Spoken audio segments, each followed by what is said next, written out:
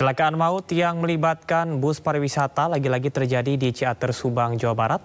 Kecelakaan diduga akibat bus mengalami remblong hingga terguling. Kesalahan pengemudi dan lalainya perusahaan otobus yang tidak tertib administrasi kerap membuat hal serupa terjadi berulang-ulang. Dan pemirsa, untuk membahasnya kami sudah bersama dengan pemerhati keselamatan transportasi yang juga mantan Kasubdit Bingakum Polda Metro Jaya, AKBP Purnawirawan Budianto, dan juga Ahmad Wildan, senior investigator KNKT. Baik, selamat sore Bapak-Bapak, apa kabar? Sehat? Selamat sore, assalamualaikum. Baik, waalaikumsalam. Kita akan ke Pak Budianto terlebih dahulu. Pak Budianto, sebetulnya bagaimana Anda melihat regulasi dan juga pengawasan terhadap operasional bus pariwisata agar hal seperti ini tidak terjadi berulang-ulang? Ya, pertama tentunya kami ikut prihatin ya, sekaligus mengucapkan bela sungkawa tentang kecelakaan ini. Ini kecelakaan seperti kecelakaan bis angkutan umum dengan modus yang sama, remblong, ini kan sudah beberapa kali terjadi. Gitu. Padahal di dalam Undang-Undang Kendaraan Berjalan Nomor 22/2009 sudah diatur bahwa setiap kendaraan yang akan dioperasikan di jalan itu harus layak jalan, gitu. Sehingga ada suatu kelalaian di situ, terutama adalah dari pengemudi ya. Pada saat mungkin pengemudi akan mengoperasionalkan, apakah dia tidak melakukan suatu pengecekan, bagaimana sistem remnya, kemudian sistem pelanggar, termasuk juga sistem kemudian juga. Terus bagaimana tanggung jawab daripada perusahaan itu sendiri? Kan di dalam Undang-Undang Lalu Lintas dan Angkutan Jalan setiap 6 bulan sekali itu kan harus ada suatu namanya uji berkala ya. Nah, pada saat uji berkala itu kan secara fisik seluruhnya diperiksa gitu. Sehingga kita juga kalau sampai beberapa kali kejadian termasuk yang di Subang bis mengalami suatu kecelakaan dengan modus remblong ini. Sehingga saya menyarankan kepada mungkin penyidik itu mungkin bisa melakukan suatu penyidikan secara komprehensif. Jangan hanya sekedar berkutat menyalahkan supir, tapi pihak-pihak yang terkait harus dimintai keterangan juga. Mungkin dari perusahaan juga, termasuk mungkin teknisi, termasuk juga mungkin dari perhubungan yang mengeluarkan daripada surat tersebut. Kemudian dilakukan pengecekan juga. Diberlakukan SMK, sistem manajemen keselamatan, Bu. Karena dalam peraturan presiden kan sudah ada juga bahwa setiap perusahaan angkutan umum ya yang sudah berbadan hukum supaya memperlakukan sistem manajemen keselamatan gitu. Itu juga supaya dilakukan suatu pengecekan juga gitu. Ya, baik. Pak Budianto, kita beralih ke Pak Ahmad Wildan. Ini kalau kita melihat tadi seperti yang disampaikan Pak Budianto, bahwasannya ini kejadian yang berulang dan perlu adanya penertiban yang dilakukan untuk uji kelayakan secara berkala 6 bulan sekali begitu. Anda melihatnya seperti apa, Pak Ahmad Wildan? Ya, baik, terima kasih. Jadi memang untuk kecelakaan remblong ini ada sebuah fenomena tersendiri di kendaraan besar. Jadi kita melihat bahwa hampir sebagian besar lah, di atas 90% kecelakaan remblong terjadi di jalan menurun. Dan pada saat di jalan menurun ini, banyak kan pengemudi itu terjadi mengalami kekeliruan dalam menggunakan strategi persneling, katakanlah tinggi. Dan di sana dia melakukan pengereman berulang dan sebagainya. Ketika ada keadaan sistem rem yang kritis dan sebagainya, ini bisa memicu terjadinya malfunction. Nah, ini sedang kita dalami saat ini. Apakah kecelakaan bis di Subang ini masuk dalam pola seperti ini atau memang murni adanya malfunction pada sistem rem sehingga menyebabkan terjadinya kegagalan pengereman?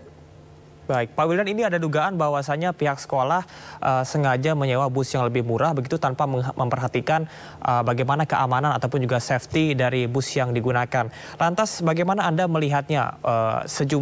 Ada dugaan bahwa sejumlah oknum penyedia jasa untuk bus pariwisata memanfaatkan hal ini sehingga mereka tidak melakukan uji secara berkala namun menawarkan harga yang murah. Pak Wildan.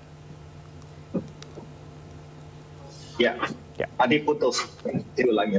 Ya, Pak Wildan, ini kita melihat ada dugaan bahwasannya sejumlah penyedia jasa transportasi bus pariwisata ini sengaja mematok harga yang murah namun tidak memperhatikan safety ataupun juga keamanannya. Tanggapan Anda seperti apa?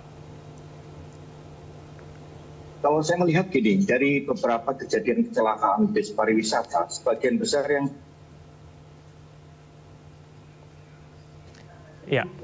bis yang tidak berizin.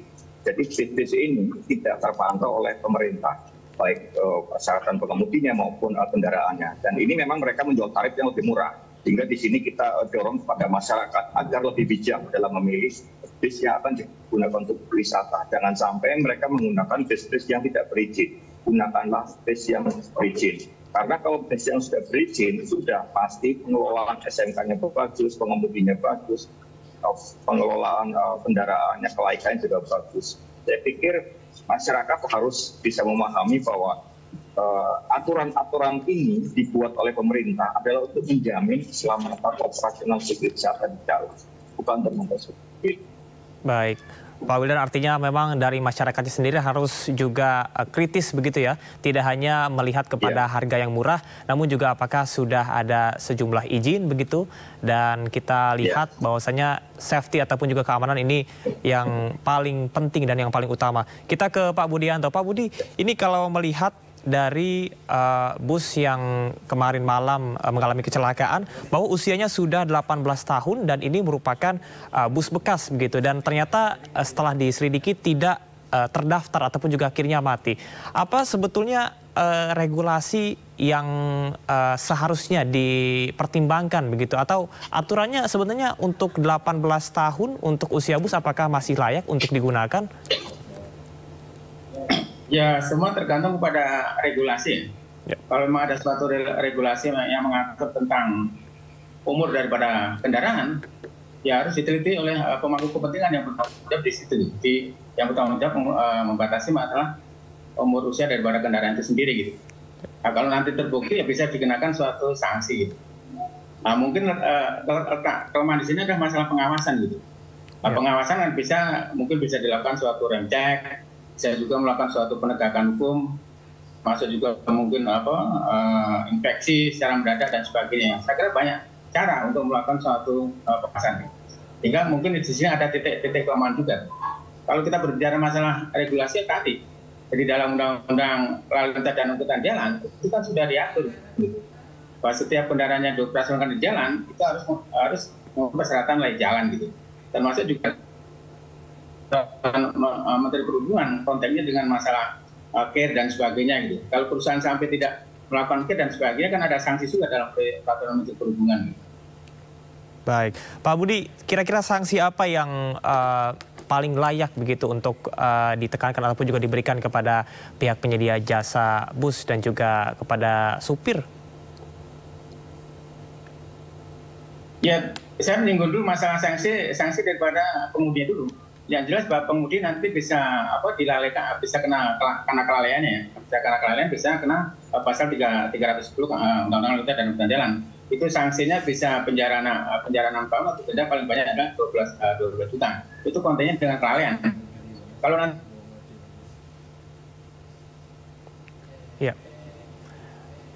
baik pemirsa, kita masih mencoba terhubung bersama dengan AKBP Purnawirawan Budianto. Kita akan beralih ke Pak Wildan kembali. Pak Wildan, tadi seperti yang disampaikan tentunya perlu adanya evaluasi dan juga pengawasan, ini menjadi hal yang paling krusial dan juga paling penting supaya kejadian ini tidak terulang kembali. Sanksi apa menurut Anda yang layak untuk bisa diterapkan agar kejadian ini tidak terulang kembali, Pak Wildan? Ini sekarang kita lagi dilematis Pak ya, undang-undang yang baru ternyata bahwa untuk sanksi terhadap perusahaan yang tidak mengusahakan angkutan umum dengan berizin itu sanksinya udah dicabut. Nah ini menjadi tantangan bagi Kementerian Perhubungan. Apa yang harus dilakukan? Ini kami minta agar pemerintah meninjau kembali, karena saat ini perusahaan-perusahaan yang sudah berizin justru sudah bagus, akhirnya jadi kalah saing dengan perusahaan-perusahaan yang tidak memiliki izin.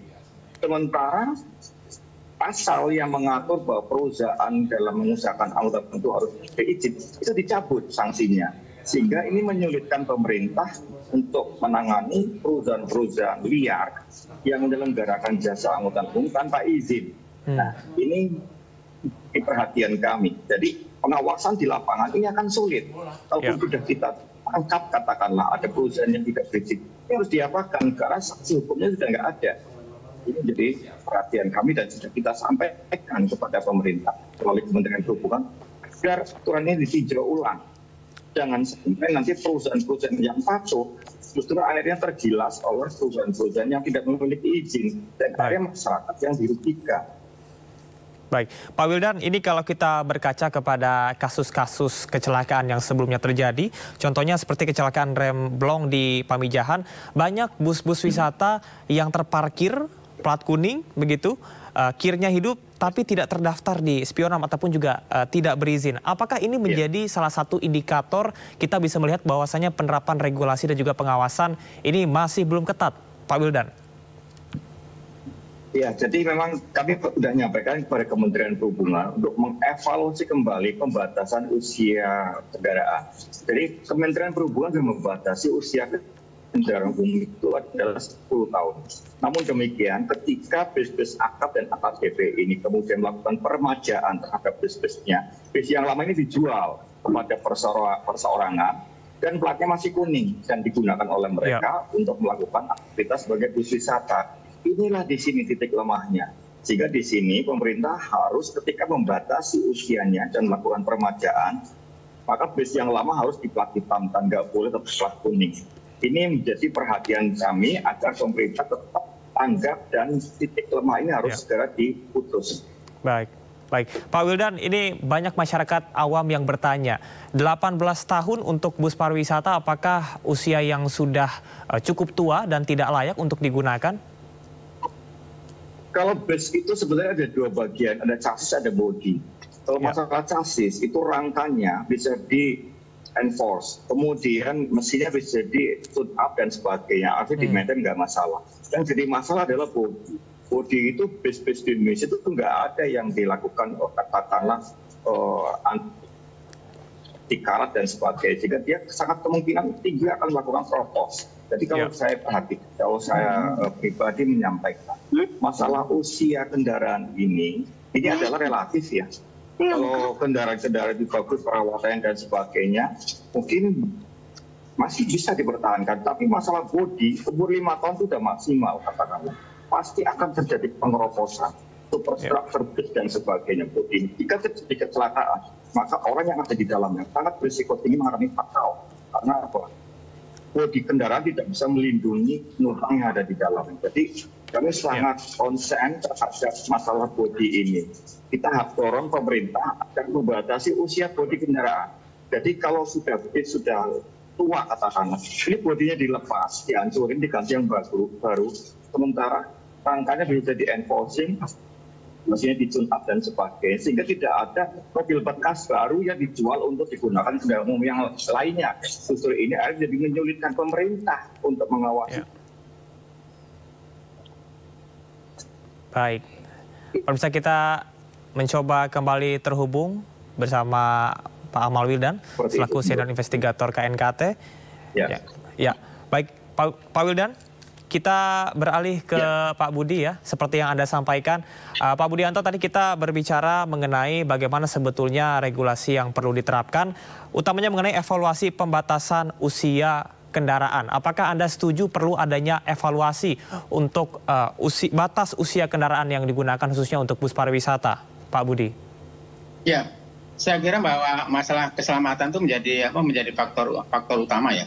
Konteksnya dengan masalah keselamatan, konteksnya kan dengan masalah kendaraan juga. Sehingga memang bahwa masalah usia kendaraan itu perlu dibatasi juga gitu. Sehingga nanti bahwa dalam regulasi tersebut, seandainya memang sudah ada regulasi yang mengatur tentang usia kendaraan, ya, pemerintah atau pemangku kepentingan bisa memberikan suatu sanksi, baik itu sanksi yang berkaitan administrasi, sanksi pidana dan seterusnya gitu. Memang sekarang banyak sekali seperti bis-bis tersebut ya, kelihatannya dari luar casingnya itu bagus ya. Tapi ternyata bahwa kondisinya itu sangat memprihatinkan. Salah satunya tadi, misalnya dalam sistem remnya kelihatan mobil bagus, tapi remnya tidak berfungsi, termasuk juga mungkin komponen yang lainnya. Sehingga kita tertipu kepada situasi yang di luarnya bagus, ternyata di dalamnya itu kurang bagus. Itu kan akan menipu masyarakat juga. Sehingga kita harapkan bahwa masyarakat pada saat mungkin akan menyewa kendaraan harus ada akses juga, akses melakukan suatu komunikasi lah, mungkin bisa dengan pihak kepolisian, termasuk juga dinas perhubungan, untuk memastikan perusahaan yang menyewakan kendaraan tersebut gitu. kira-kira perusahaan tersebut bisa dipercaya atau tidak. Terus bagaimana tentang kelaikan kendaraan itu sendiri. Kemudian yang tidak kalah penting adalah pengemudi. Bagaimana peran pengemudi untuk melakukan suatu pengecekan awal pada saat mungkin mobil akan dioperasionalkan. Bagaimana sistem rem, kemudian bagaimana sistem pengemudi, termasuk juga perlampuan dan seterusnya gitu. Sehingga betul-betul yakin bahwa pada saat mobil akan dioperasionalkan betul-betul dalam keadaan layak jalan. Karena ini di samping masalah keselamatan, ini juga amanah undang-undang. Kalau sampai terjadi kecelakaan dan sebagainya, itu akan berkonsekuensi kepada masalah hukum. Sama kontennya dengan masalah kecelakaan ini. Kan nanti kasihan juga, pengemudi juga kasihan, korban juga kasihan juga. Pengemudi nanti bisa kena sanksi pidana di pasal 310 atau 311, termasuk juga keluarga korban kasihan juga menjadi korban daripada kecelakaan itu sendiri tuh. Terus kemudian juga harus tanggung jawab juga dari para pemangku kepentingan juga bagaimana untuk membuat suatu program kaitannya dengan masalah-masalah keselamatan. Kan selama ini juga seperti KNKT sudah berkontribusi juga dalam rangka memberikan suatu hasil investigasi. Nah, tapi yang penting kita sarankan bahwa rekomendasi dari KNKT ya harus bisa dilaksanakan juga oleh pemangku kepentingan yang bertanggung jawab di bidangnya. Jangan sampai rekomendasi hanya sebagai arsip dan sebagainya seterusnya gitu. Oke, baik. Artinya bukan hanya sekedar evaluasi, namun rekomendasi tersebut dari hasil evaluasi bisa betul-betul diterapkan untuk penertiban. Pak Budi, kita berbicara mengenai kendaraan ya, terutama untuk bus pariwisata yang tentunya menyangkut banyak orang ya, dan kalau kita lihat dari pernyataan Anda tadi, banyak efek domino yang bisa terjadi apabila ada satu saja yang miss ataupun juga tidak sesuai dengan yang seharusnya. Bagaimana dengan sistem manajemen keselamatan perusahaan dari jasa bus pariwisata? Karena tentunya bukan hanya masalah keadaan ataupun juga kondisi kendaraan, namun juga bagaimana izin dari supir yang mengemudikan gitu. Karena banyak beberapa kasus terakhir mereka tidak memiliki SIM khusus mengendarakan kendaraan bus begitu. Ya, kan kalau nggak salah kan sudah ada regulasi ya. Regulasi yang mengatur bahwa perusahaan yang sudah berbadan hukum itu harus memberlakukan sistem manajemen keselamatan gitu. Saya yakin bahwa perusahaan yang sudah memberlakukan sistem manajemen keselamatan, saya yakin bahwa SDM-nya juga akan diperhatikan, termasuk juga mungkin punya bengkel tersendiri gitu. Kemudian juga melakukan suatu pengecekan pengecekan rutin terhadap keadaan atau kelaikan daripada kendaraan, sehingga bahwa perusahaan tanggung jawab internal sudah bisa meyakinkan bahwa kendaraan itu bisa sudah prima dan bisa layak kendaraan. Sehingga apa yang saya sampaikan tadi, saya menyarankan bahwa penyidikan ini harus komprehensif gitu. Jangan hanya berkutat kepada supir daripada bis tersebut, tapi ya pihak-pihak yang terkait harus dimintai keterangan. Apakah itu dari perusahaan, apa mungkin dari teknisi bengkel perusahaan, termasuk juga mungkin dia lakukan suatu pengecekan juga terhadap mungkin buku kir dan sebagainya. Terus tadi saya dengar juga izinnya tidak ada dan sebagainya. Apakah benar izinnya tidak ada dan sebagainya? Itu kan perusahaan sudah lama. Harus betul-betul dilakukan suatu pengecekan secara benar juga gitu. Oke, baik Pak Budi, tentunya kita berharap bahwa sejumlah aspek yang perlu diperhatikan, baik SDM, kemudian juga kondisi kendaraan, dan tadi yang paling penting adalah evaluasi hingga nanti kepada hasil rekomendasi dari KNKT dan juga kerjasama dari lintas pihak ya, dan juga sejumlah pemangku kebijakan dan juga Kementerian Perhubungan tentunya bisa betul-betul diterapkan dan juga ditertibkan, utamanya kita bangun kembali dan kita perbaiki kembali pengawasan yang ada. Terima kasih atas informasi dan waktunya pemerhati keselamatan transportasi dan mantan Kasubdit Bin Gakum Polda Metro Jaya AKBP Purnawirawan Budianto dan juga Ahmad Wildan selaku senior investigator KNKT. Terima kasih atas informasinya. Selamat sore, selamat bertugas kembali Bapak-bapak. Selamat sore, Assalamualaikum.